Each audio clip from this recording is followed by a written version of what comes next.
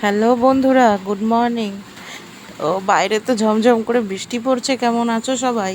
তো আজকে কিন্তু বাড়ির সবার আবদারে আমি বানিয়ে ফেলবো খুব ঝটপট কিন্তু খুব ইজি আর খুবই টেস্টি একটা খিচুড়ি। তোমরাও বানাবে নাকি?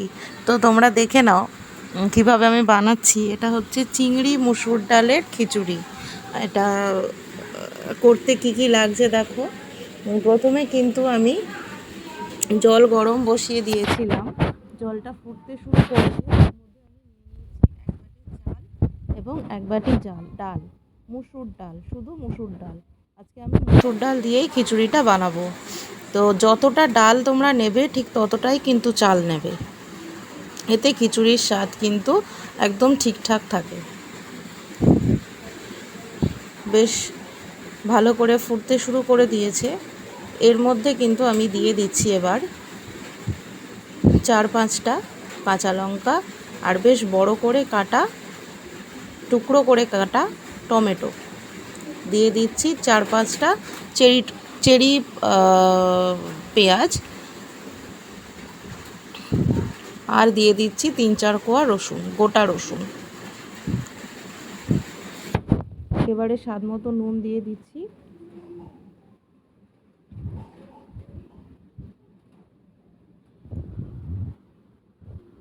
দিয়ে দেবো সামান্য হলুদ।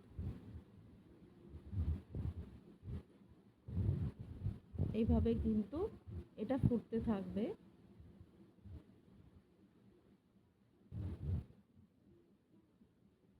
এটা বসিয়ে রেখে আমি কিন্তু আরেক সাইডে একটা কড়া বসিয়ে নিয়েছি। কড়াতে নিয়ে নিয়েছি 2 টেবিল চামচ মতো সর্ষের তেল।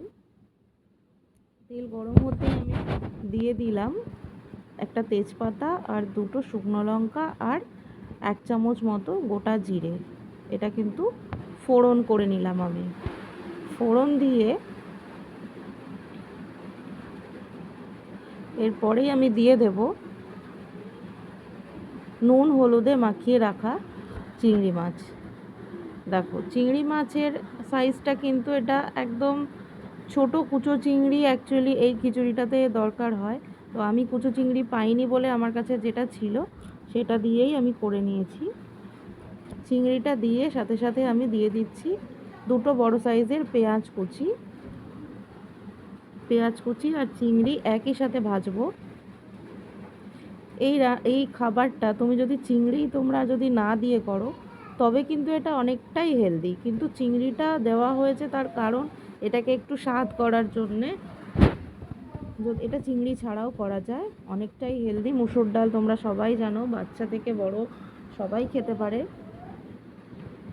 আর সবথেকে বড় ব্যাপার হলো এই খিচুড়িটা এত ইজিলি হয়ে যায়, এত তাড়াতাড়ি হয়ে যায়।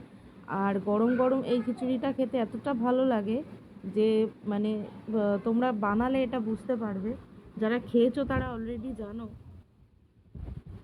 এভাবে কিছুটা ভাজা হয়ে গেলে দিয়ে দেব আমি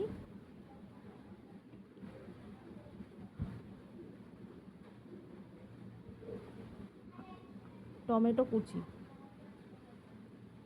আমি একটা বড় সাইজের টমেটো আগে দিয়ে দিয়েছি চাল এবং ডালের মধ্যে। এবার আরও একটা ছোট টমেটো আমি কুচিয়ে দিয়ে দিলাম। দিয়ে দিচ্ছি 1 চামচ আদা বাটা।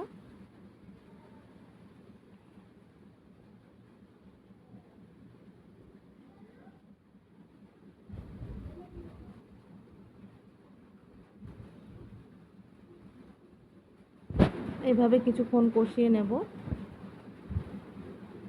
বেশ ভালো করে ভাজা ভাজা করে নিতে হবে।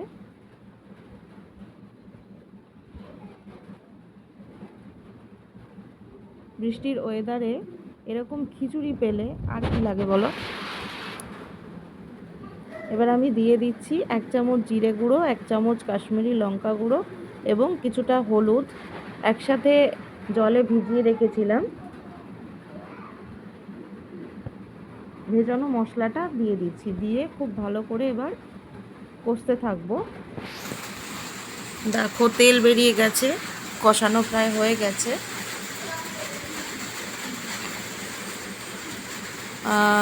তোমাদের সাপোর্ট ছাড়া কিন্তু এগোনো সম্ভব নয় বন্ধুরা। তো তোমরা কিন্তু যারা যারা সাবস্ক্রাইব করছো না তারা প্লিজ আমাকে একটু সাবস্ক্রাইব করে দিও এই চ্যানেলটাকে, কারণ তোমাদের সাপোর্ট খুবই দরকার। তোমাদের সাপোর্ট ছাড়া কিন্তু আমার জার্নিটা কিন্তু আমি কমপ্লিট করতে পারবো না।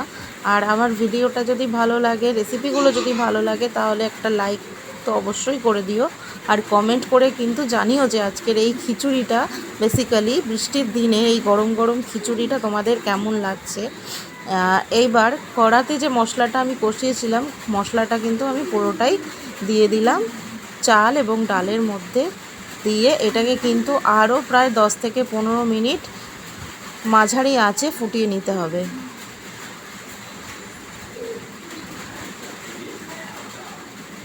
দেখো একটা সুন্দর কালার এসেছে, সব কিছু মিলে খুব দারুণ একটা ব্যাপার।